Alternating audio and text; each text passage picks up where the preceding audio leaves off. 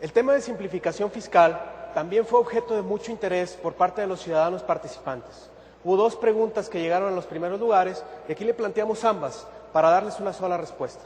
La primera pregunta viene de Vic, en la Ciudad de México, y dice: señor senador, ¿por qué no ha sido posible tener una manera sencilla de pagar impuestos en la que toda la ciudadanía pague impuestos y no solo un pequeño grupo de asalariados?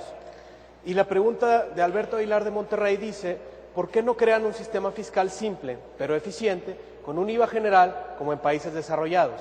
Si el argumento es porque se vulneraría más a los pobres, ¿ustedes no son capaces de crear programas para evitar esta vulnerabilidad?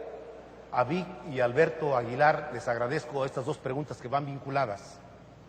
Tal vez me tenga que extender en esta respuesta. Nuestro país tiene un sistema de recaudación, de cobro de impuestos enormemente deficiente. Ello se ha acumulado durante muchas décadas, por cierto. Los países de la OCDE, a la que México pertenece, tienen índices de cobro de impuestos mucho más altos. Para decirlo con más sencillez, en muchos países se cobran los impuestos como se debiera. Y en México tenemos un sistema deficiente y además injusto. ¿Por qué? En primer lugar, porque la recaudación que el gobierno de México tiene descansa mayoritariamente, en una proporción mayor, sobre los hombros de los asalariados.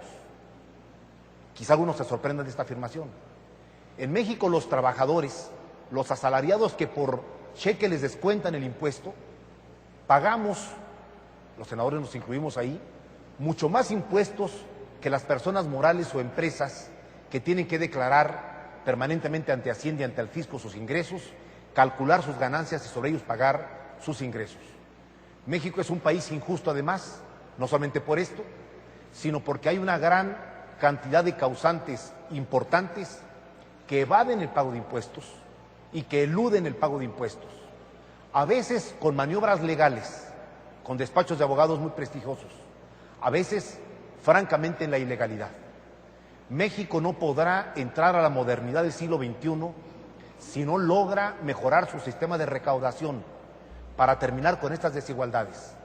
Y vaya que México requiere más recursos. México requiere una acción del Estado enérgica en materia social, en materia educativa, en materia de salud.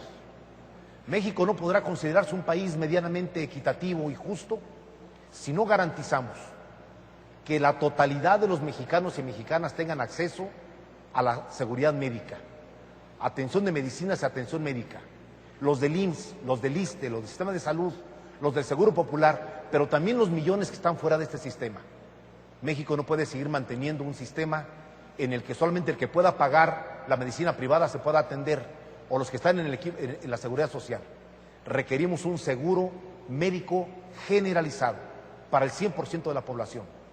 Tampoco podemos sentirnos bien si hay mexicanos y mexicanas que no tienen empleo y que no tienen un centavo de ingreso, que sobreviven sin empleo. El seguro del desempleo en México es indispensable para toda la población que no tenga garantizado el empleo permanente. Y tercero, hemos avanzado en el seguro para los ancianos, para los adultos mayores. Hoy ya hay un programa federal impulsado desde las cámaras del Congreso de la Unión para que permitan que poblaciones menores de 30,000 habitantes, todos los habitantes mayores de 70 años tengan un seguro de vejez, pero no es suficiente. Hay que hacerlo general y para ello se requieren más ingresos fiscales.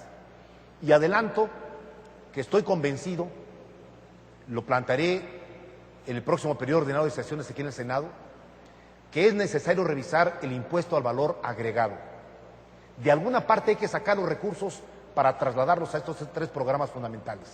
Y me parece que la discusión sobre el IVA tenemos que abrirla totalmente, porque el gobierno mexicano, cualesquiera que sea, y de cualquier partido que está al frente del país, requiere recursos fiscales para financiar programas de esta importancia.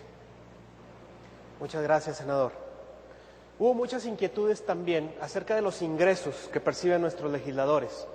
La que llegó a los más altos lugares de popularidad es esta de Serge, en Monterrey, y que cita un artículo de Publímetro que a su vez cita al periódico La Jornada.